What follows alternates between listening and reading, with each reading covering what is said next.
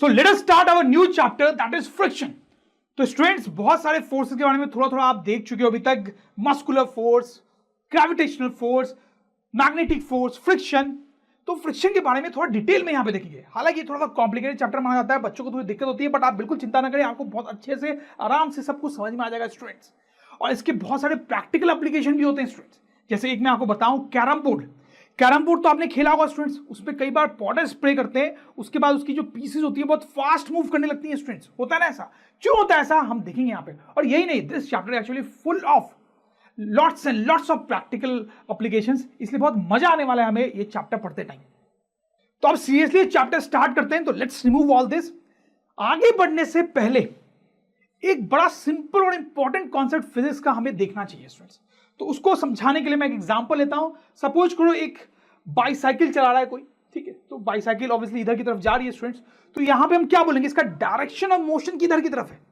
तो आप बहुत क्लियरली समझ रहे हो कि इसका डायरेक्शन ऑफ मोशन इधर है, राइट।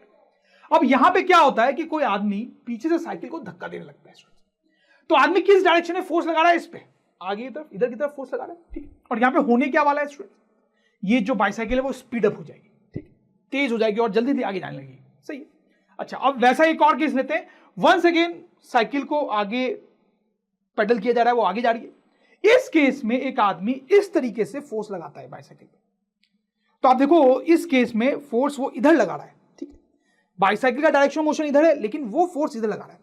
अच्छा, इस केस में क्या होने वाला है स्टूडेंट्स, आप समझ रहे होंगे कि ये जो बाईसाइकिल है ये स्लो डाउन होगी और फिर रुक जाएगी। तो अब ध्यान दे, ये दो सिंपल सिचुएशंस हैं, दोनों में अलग काम किया गया है। क्या अलग काम किया गया है?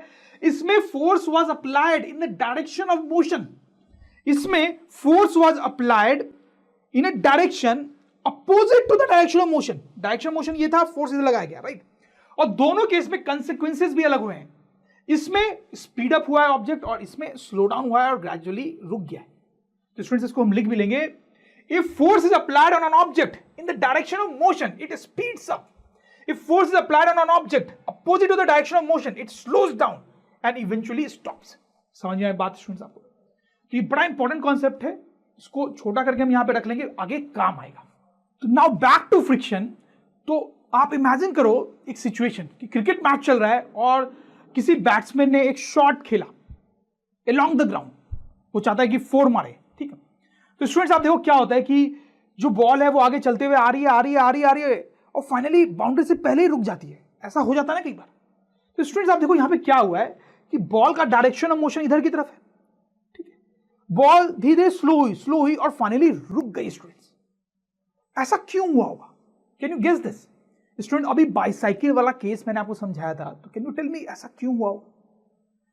अगर ये स्लो डाउन हो रही है और फाइनली रुक जा रही है, इसका मतलब है, क्या मतलब है इसका, कि इस पे एक फोर्स लग रहा है, जरूर कोई ना कोई फोर्स लग रहा है। और वो किस डायरेक्शन में लग रहा है स्टूडेंट्स?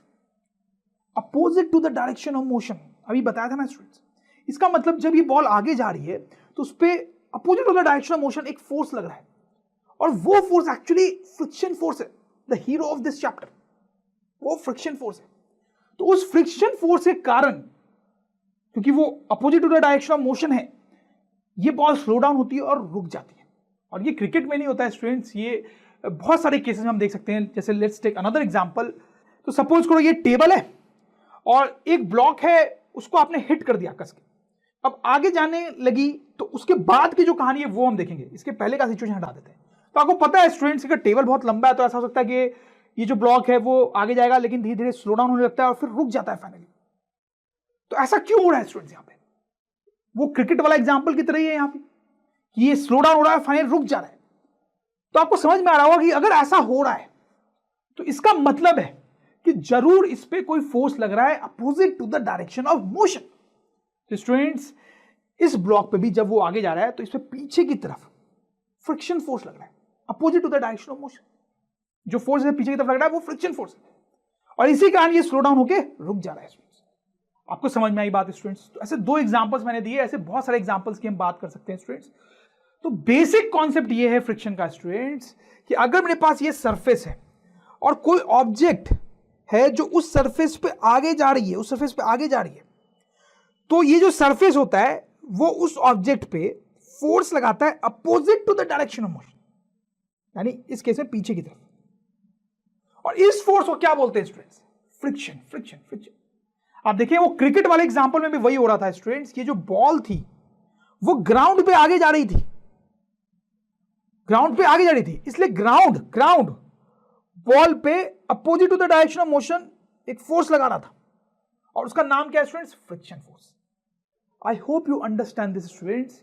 और ये बॉल और ये बॉक्स की बात नहीं है, कोई भी ऑब्जेक्ट किसी भी सरफेस पे मूव कर रहा होगा तो ऐसा होगा, जैसे सिंपल सी अगर बात करूं, सपोज करो ये मार्कर है, ये अगर मेरे हाथ के ऊपर, हैंड के ऊपर ऐसे आगे की तरफ जा रहा है, मेरे हैंड के ऊपर ऐसे आगे की तरफ जा रहा है, तो मेरा हैंड जो है वो मार्कर पे पीछे की तरफ फोर्स लगा रहा है students, opposite to the direction of motion force लगा रहा है, और वो फोर्स का नाम क्या है? Friction force. I hope you understand this students. जैसे एक और एग्जांपल आप लो, सपोज करो ये एक इंक्लाइंड प्लेन है, ठीक है स्टूडेंट, और सपोज करो एक ऑब्जेक्ट है जो ऐसे नीचे आ रहा है इस पे, तो ये ऑब्जेक्ट इस पे ऐसे नीचे आ रहा है इस इंक्लाइंड प्लेन के सरफेस पे, तो ये सरफेस क्या करेगा स्टूडेंट्स? इस पे फोर्स लगाएगा, किधर? तो देखो इसका डायरेक्शन ऑफ मोशन इधर है, तो उसे फोर्स पीछे की तरफ लगाएगा, उसके opposite direction. I hope you understand this, और इसी फोर्स को फ्रिक्शन फोर्स बोलते हैं स्टूडेंट्स, ठीक है। तो स्टूडेंट्स अब यहां पे हम लिख सकते हैं, if an object moves on a surface, the surface applies a force on the object in the direction opposite to its direction of motion, this force is called friction force। समझ में आई आपको बात स्टूडेंट्स? कई सारे examples हमने देखे, आपको बात समझ में आई होगी। अब देखो जो डायरेक्शन ऑफ फ्रिक्शन है स्टूडेंट्स, उसकी थोड़ी सी और बात कर लेते हैं, उस पर कई बार लोग कंफ्यूज हो जाते हैं। जैसे कि सपोज करो ये एक टेबल का सरफेस है, लंबा सा टेबल है हमारे पास, अगर किसी ऑब्जेक्ट को आपने इधर की तरफ फेंका तो इसका डायरेक्शन ऑफ मोशन इधर है स्टूडेंट्स, तो इसे फ्रिक्शन किधर लगेगा? किधर लगेगा? डायरेक्शन ऑफ मोशन के अपोजिट, इसीलिए ये स्लो डाउन होगा और फाइनली ऑब्जेक्ट रुकेगा। अच्छा, इसी टेबल पे अगर उसी ऑब्जेक्ट को आप इधर फेंक दो स्टूडेंट्स, तो अब डायरेक्शन ऑफ मोशन इधर हो गया है, अब फ्रिक्शन किधर लगेगा? इसके अपोजिट, मतलब इधर की तरफ, इधर की तरफ। तो वंस अगेन ये स्लो डाउन होगा और रुकेगा। तो अब देखो इस सिचुएशन में फ्रिक्शन इधर लगा और इस सिचुएशन में फ्रिक्शन इधर लगा, but the main thing which is important is कि वो डायरेक्शन ऑफ मोशन के अपोजिट लगता है।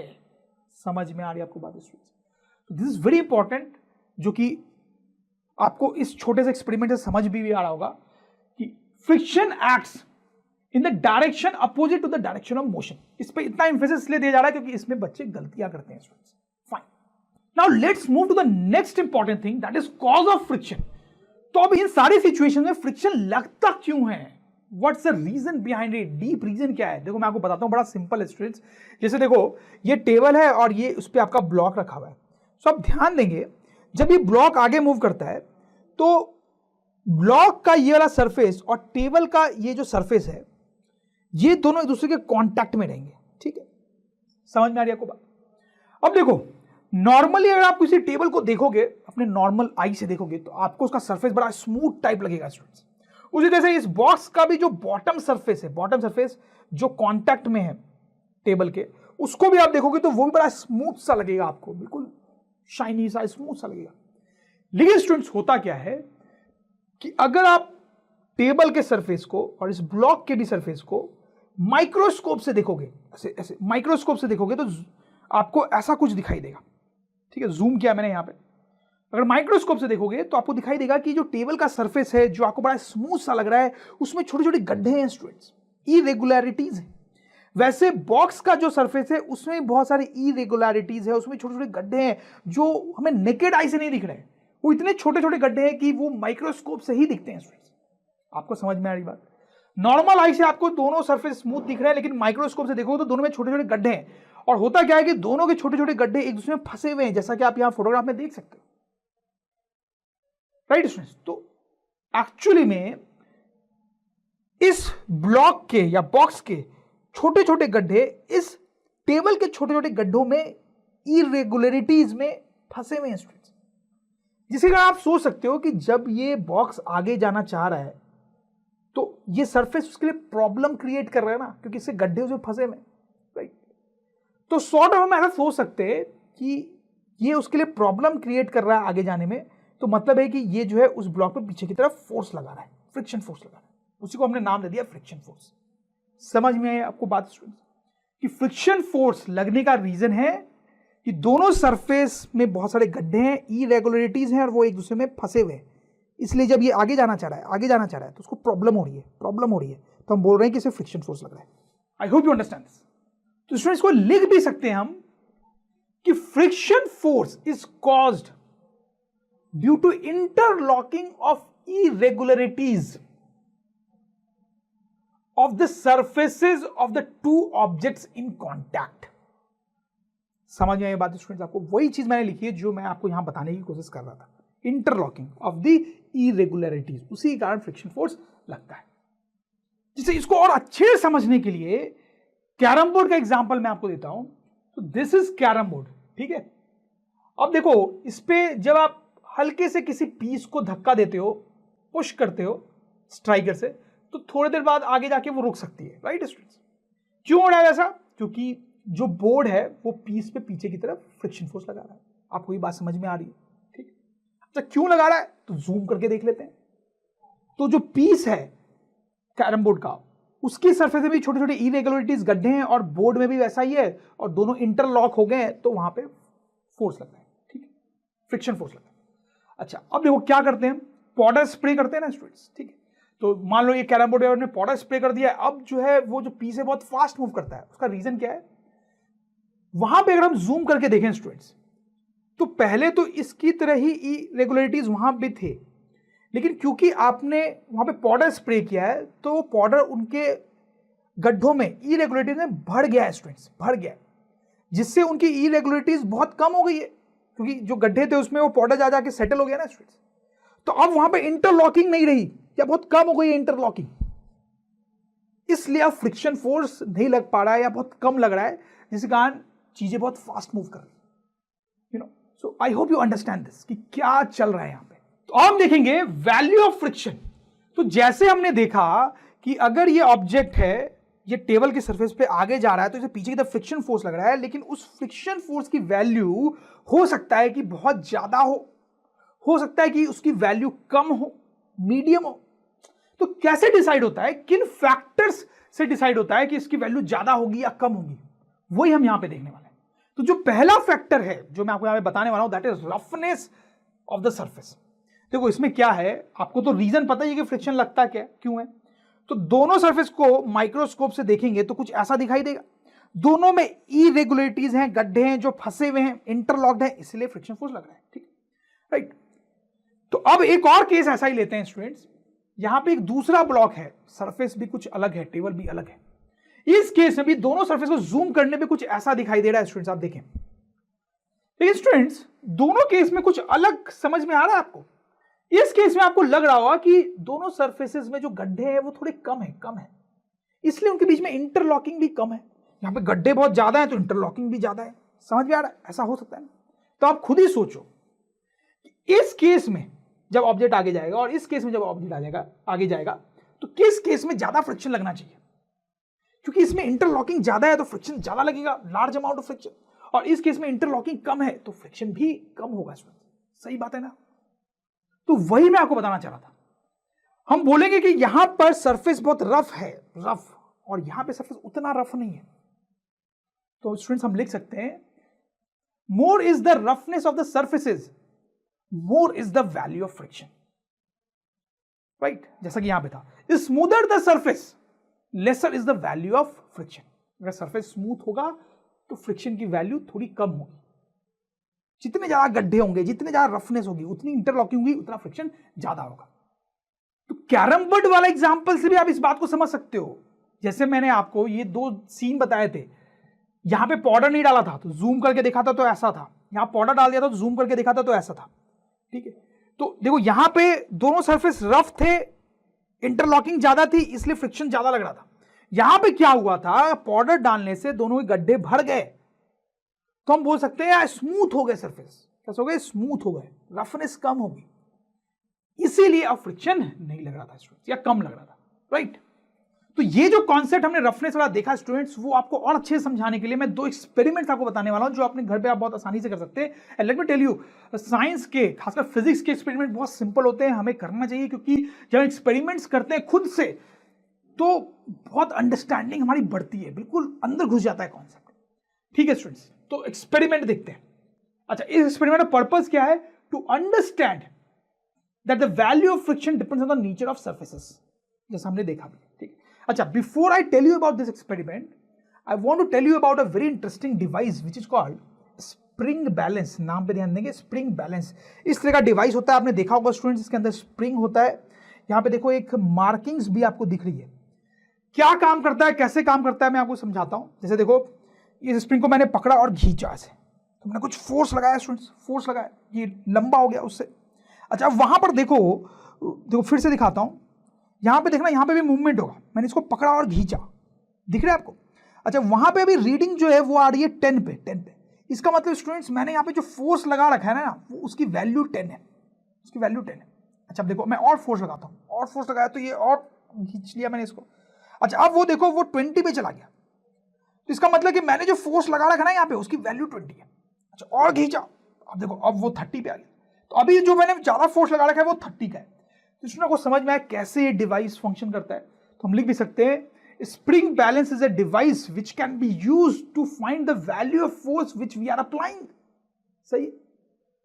अच्छा, तो इसका हम यूज करने वाले हैं अपने एक्सपेरिमेंट में, इसलिए मैंने आपको इसके बारे में थोड़ा सा बताया। फाइन।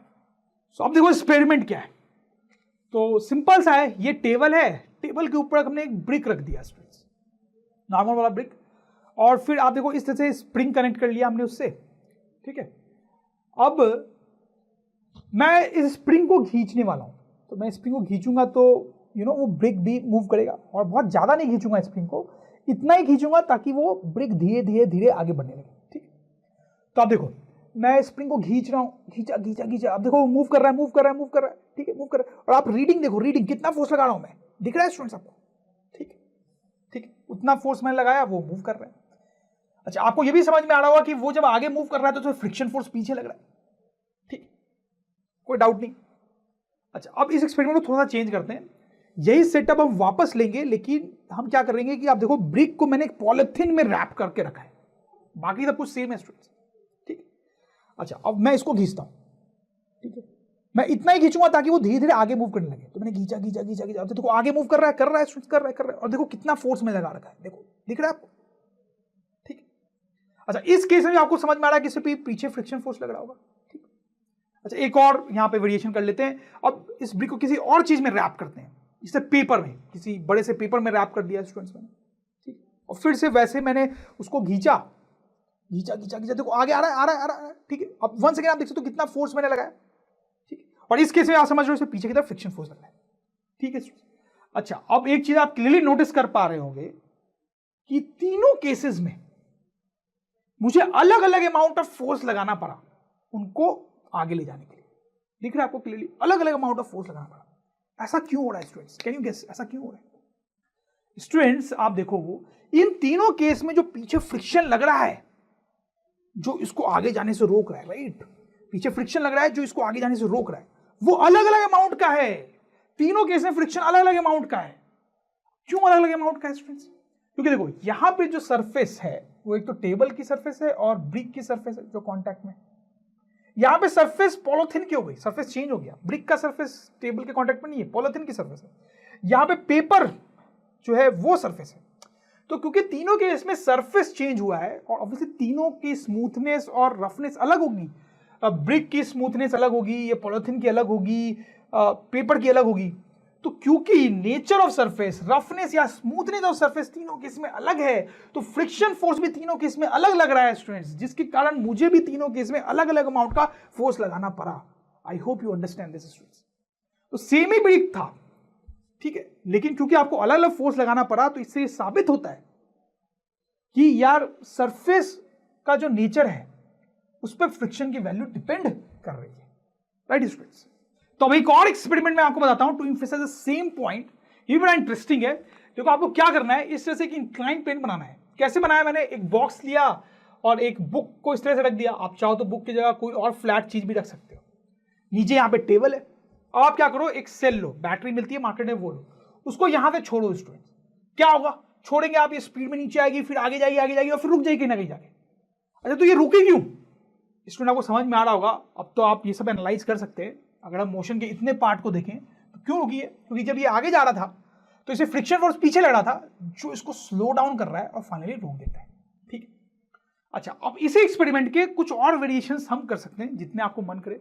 जैसे एक वेरिएशन हमने क्या किया कि इंक्लाइन प्लेन वही रखा, लेकिन आगे जो टेबल का सरफेस है उस पर कोई टॉवेल हमने या कोई क्लॉथ जो है वो पूरा बिछा दिया इस पर। एक वेरिएशन ये कर सकते हैं कि फिर से इंक्लाइन प्लेन तो वही रखा, लेकिन आगे हमने कुछ पॉलिथीन बिछा दी।